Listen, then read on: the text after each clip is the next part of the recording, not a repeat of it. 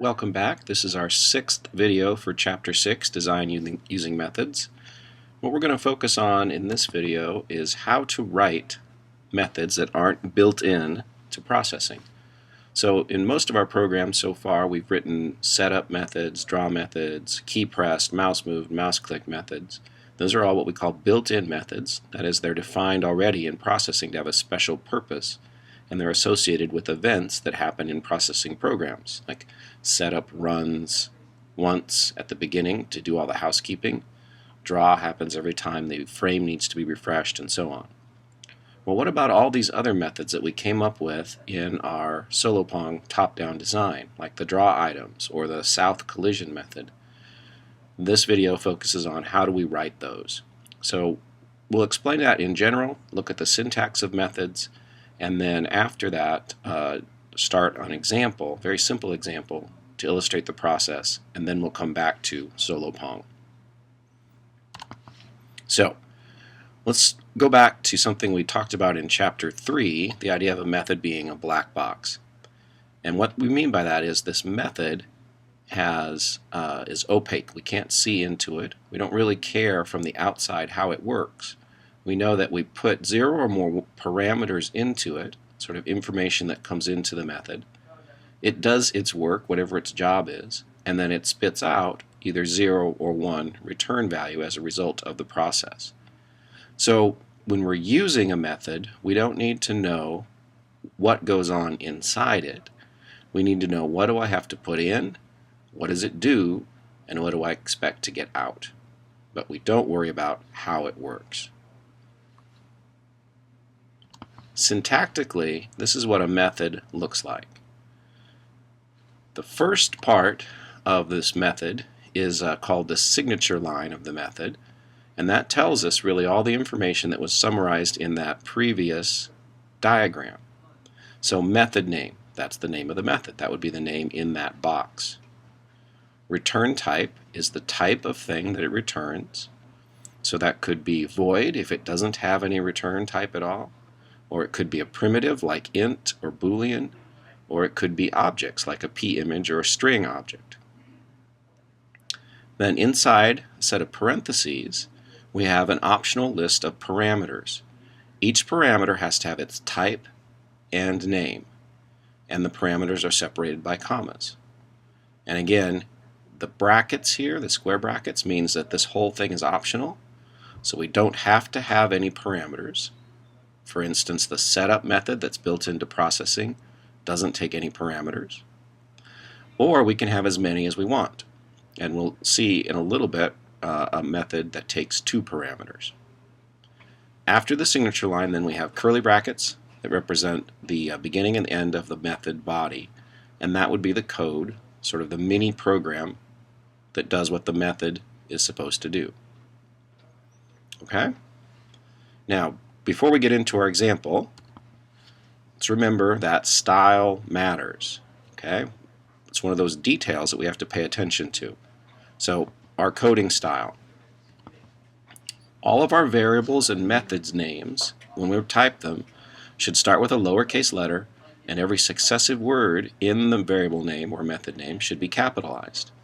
So in our Solopong example, ball x is a variable. So ball is lowercase, x is the next word, it's capitalized.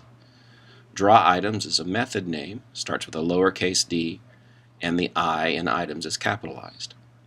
Okay? Class names, which we'll get more into writing in Chapter 8, but those should start with an uppercase letter, and every successive word is capitalized. So P, uppercase P, image, or audio player are examples of the style for class names. And do you see what that does? That lets us know just by looking at a name what kind of a thing it is. By looking at the name, if I follow this style, I know this is a variable, and I know this is a class. And that will help me keep those straight so I don't get confused later on. Constants, similar. We're going to use all caps and separate the words with underscore, like ball size. Okay?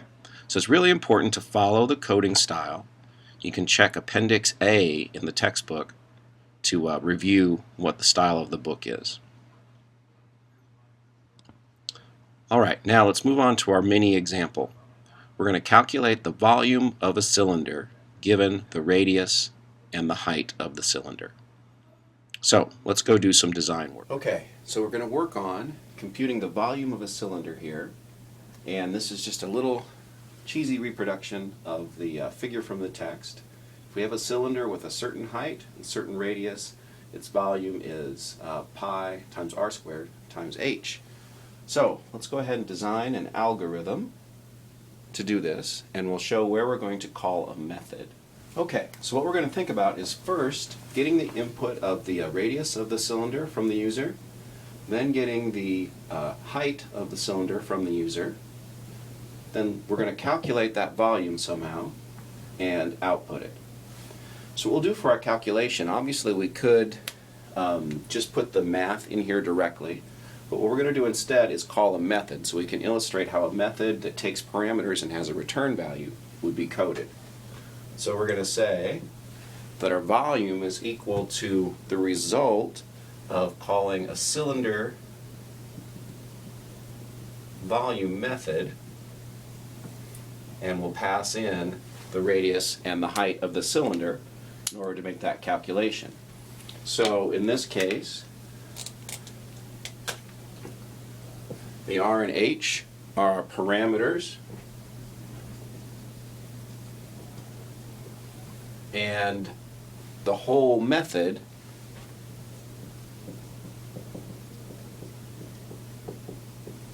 sends a return value back that gets placed in the variable v, and then we'll output that. Okay? Our cylinder volume method then can be viewed as a black box that takes two parameters. R and H are the inputs to that method, and it does its magic, and what it returns is the single value representing the volume of that cylinder. So let's go ahead and look at the pseudocode for that method. Okay, here's the beginning of our pseudocode. We're just going to have a method named cylinder volume, and again we know that it takes two parameters, R and H, and then what we're going to send back is the volume of the cylinder described by those parameters. So this is a super simple method. It'll just be one line, a return statement which sends the value back, this method's return value, and then we can just do the math. So we're going to return pi times r times h. Okay? Or if you want to be just exactly like what we have in the book, pi r squared h. Okay? Alright, so there's our algorithm. We had our previous algorithm which showed where this method got called. So now what we're going to do is go and code this up. Alright, now what we have is, this is a skeleton of the program in the textbook, listing 6.2, and what we're going to do is fill in the important bits of this. If we look at our program, right now it just has a setup method that does some inputs, so it gets the radius, it gets the height from the user via JOption panes, and then parse floats to turn those into floats, and then it's going to output the results. Right now we don't actually have a method call to calculate the volume, and we have not written that method yet either, but we will in a second. So this actually will run right now. I can enter a radius and a height for the cylinder, but it doesn't spit out any meaningful answer because I haven't written that method yet. So let's go ahead and do that. We're going to go ahead and take out these comments and in a method call, and we decided that we were going to call that method cylinder volume, and it'll take two parameters, the radius and the height, and so that should return the volume of the cylinder. Now watch what happens when we try to run this. It says that that function doesn't exist, so that means that we can't make a method call yet successfully because we haven't written that method, and that makes sense. But what I recommend is to make a stub first and then test, and then fill in the details of the stub. So a stub method is just a version of the method that has a signature line,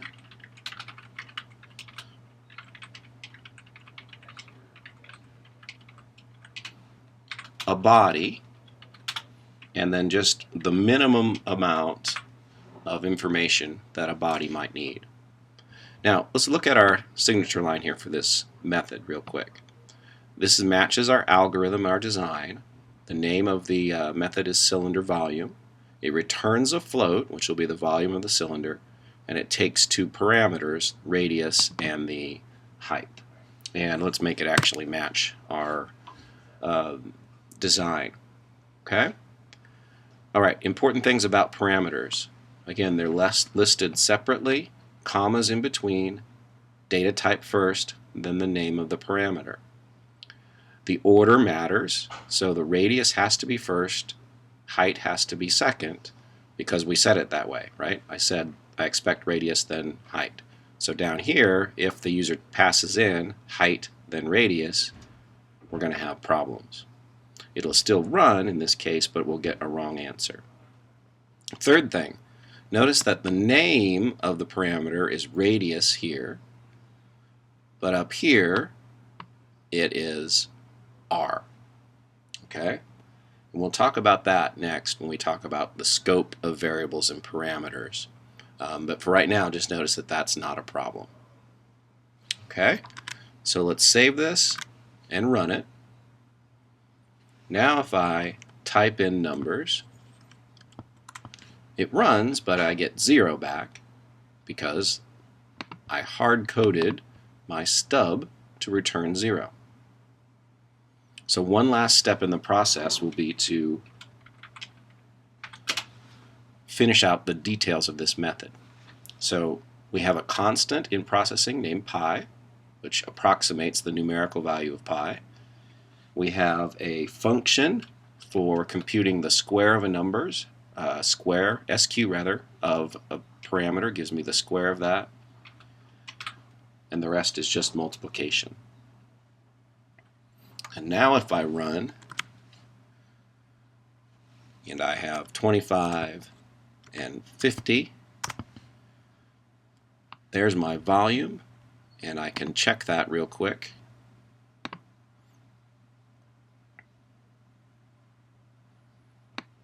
By saying, let's see, pi times 25 squared times 50, and there we go. So our numbers match, therefore I am fairly confident that our program is written correctly. Alright, so that's the volume of a cylinder. Now again, we need to talk about scope of parameters, and then we'll return back to our solo Pong application.